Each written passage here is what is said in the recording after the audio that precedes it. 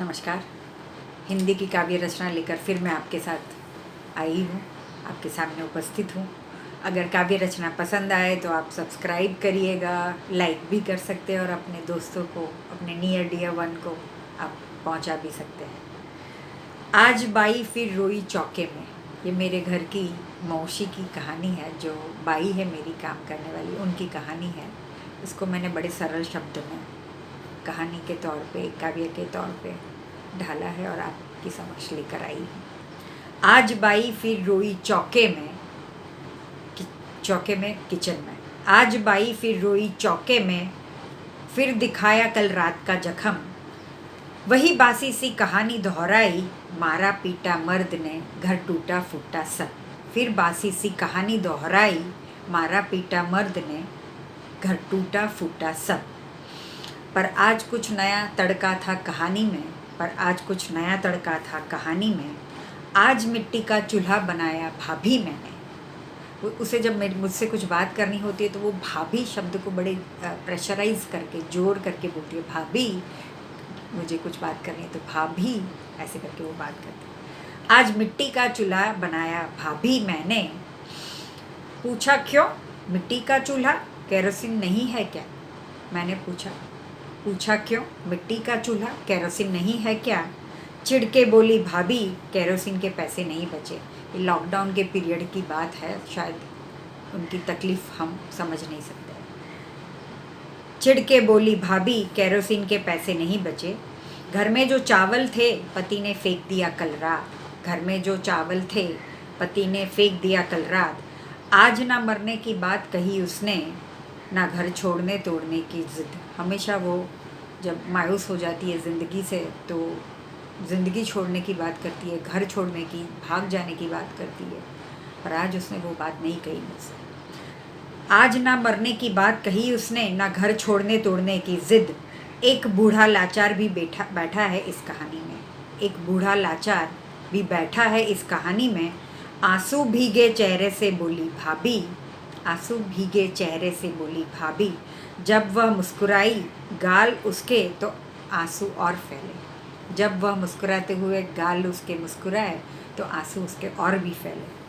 आंसू वाले भीगे चेहरे से फिर बोली भाभी, आंसू वाले भीगे चेहरे से फिर बोली भाभी, भाभी मुझको एक लड़का पसंद है। भाभी मुझको एक लड़का पसंद है।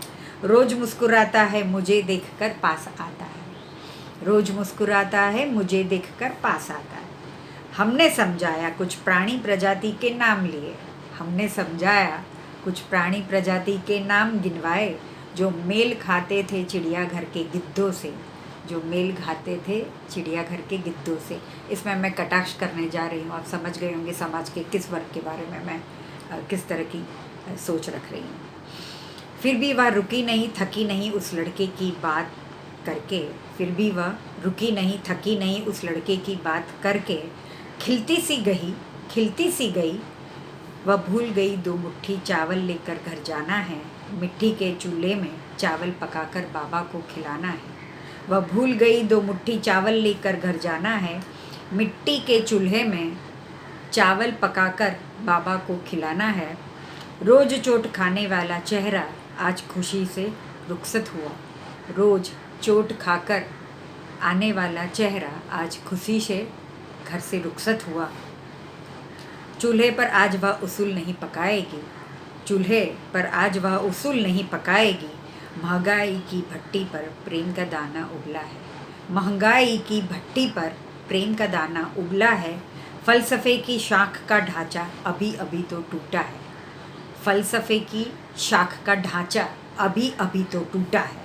अब शिकन माथे पर समाज के चोचलों की, अब शिकन माथे पर समाज के चोचलों की। कोड़े लगा दो या चाबुक इस कहानियों को। कोड़े लगा दो या चाबुक इस कहानी को, या बन जाओ जज साहब सज़ा सुनाने को। यह मैं आपसे मुखातिब होकर बोल रही हूँ। कोड़े लगा दो या चाबुक इस कहानी को, या बन जाओ जज साहब सज़ा सुनाने को। पर आज भी वह आकर कहेगी, पर आज भी वह आकर कहेगी भाभी। और यहाँ मैं अपनी कविता को विराम दे रही हूँ। घर और रिश्ते आज भी खोखली बैशाखी पर चल रहे हैं। हम सभी समाज में इस बदलाव को देख रहे हैं। इसी समस्या को मैं सरल शब्दों में आपके समक्ष रखने का प्रयास कर रही हूँ। अस्तु।